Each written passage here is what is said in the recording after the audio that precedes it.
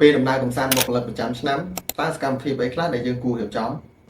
យើងចិត្តដាច់ឆ្នាំអីហើយឃើញថានៅតាមក្រុមហ៊ុនមួយចំនួនកំពុងតែមានគម្រោងរៀបចំដំណើរកំសាន្តឲ្យបុគ្គលិកដែលយើងហៅថា study trip តើសកម្មភាពអីខ្លះដែលយើងគួររៀបចំក្នុងអំឡុងពេលដំណើរកំសាន្តសកម្មភាពអាចបត់បែនទៅតាមគោលដៅដែលយើងទៅលេងប្រភេទអ្នកចូលរួមនិងគោលបំណងនៃដំណើរកំសាន្តរបស់យើងប៉ុន្តែជាទូទៅវាគួរតែមានសកម្មភាពមួយចំនួននេះទី1គួរតែមានសកលសាលាតូចមួយ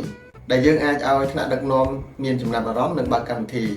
សន្និបាតបូកសរុបលទ្ធផលការងារប្រចាំឆ្នាំបញ្ហាប្រឈមដំណោះស្រាយនិងអ្វីដែលយើងបានឆ្លងកាត់និងរៀនសូត្រកន្លងមកការថ្លែងអំណរគុណដល់ក្រុមការងារក្នុងការរួមដំណើរជាមួយគ្នារយៈពេល1ឆ្នាំពេញការកោតសរសើរស្នាដៃការប្រគល់ពានរង្វាន់ដល់បុគ្គលិកឆ្នាំអីជាដើមហើយចុងបញ្ចប់នៃសិក្ខាសាលាកុំភ្លេចបង្ហាញអំពីផែនការរយៈពេលវែងគោលដៅចក្ខុវិស័យបេសកកម្មនិងគុណតម្លៃរបស់ក្រុមហ៊ុនផងទី2បើសិនជាមានពេលគួរតែទៅទស្សនកិច្ចសិក្សារៀនសូត្រឬក៏ផ្លាស់ប្ដូរបទពិសោធន៍គ្នាទៅវិញទៅមកនៅកន្លែងណាមួយ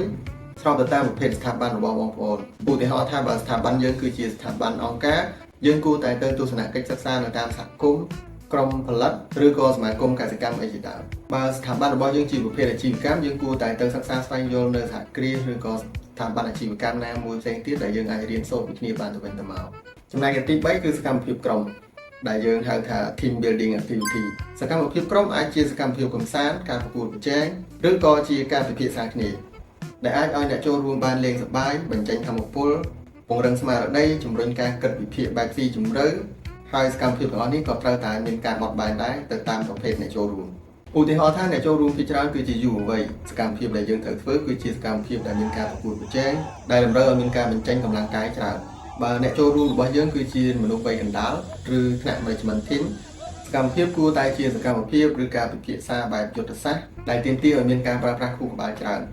សម្រាប់អ្នកដែលដឹកនាំសកម្មភាព team building គួរតែ design សកម្មភាពណាដែលបង្កប់នូវភាពជាអ្នកដឹកនាំការដោះស្រាយបញ្ហាការសម្រេចចិត្តសាមគ្គីភាពឬក៏ការងារជាក្រុមជាដើមទី4គឺជាសកម្មភាពកម្សាន្តមានច្រើនប្រភេទទៅតាមគោលដៅទេសចរផ្សេងៗគ្នាឧទាហរណ៍ថាបើបងប្អូនទៅលេងសមុទ្របងប្អូនទៅលេងព្រៃកោងកាងងូតទឹកសួនត្រីមើលទឹកមើលផ្កាថ្មអីជាដើមហើយបើបងប្អូនទៅលេងនៅសៀមរាបសកម្មភាពកម្សាន្តគឺការដើរមើលប្រាសាទ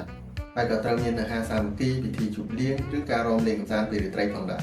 ហើយទី5ចុងក្រោយគឺជាការឆ្លុះបញ្ចាំងនិងការសុំព័ត៌មានត្រឡប់ពីអ្នកចូលរួមហើយដែលយើងអាចធ្វើនៅលើឡានពេលត្រឡប់មកវិញក៏បានដែរមានគន្លឹះមួយសំខាន់នៅចន្លោះសកម្មភាពទាំងអស់ហ្នឹងគឺជាពេលវេលាឯកជនដែលយើងត្រូវទុកឲ្យអ្នកចូលរួមបានកាន់តែច្រើនកាន់តែល្អជាពិសេសសម្រាប់ស្ថាប័នដែលអនុញ្ញាតឲ្យក្រុមការងាររបស់គាត់យកមនុស្សជាទីស្រឡាញ់ឬក៏ក្រុមគ្រួសាររបស់គាត់ទៅជាមួយដែរហើយបងប្អូនមិនចង់រៀបចំកម្មវិធីនេះដោយខ្លួនឯងក្រុមការងាររបស់ The Jungle អាចរៀបចំជូនបងប្អូនបាន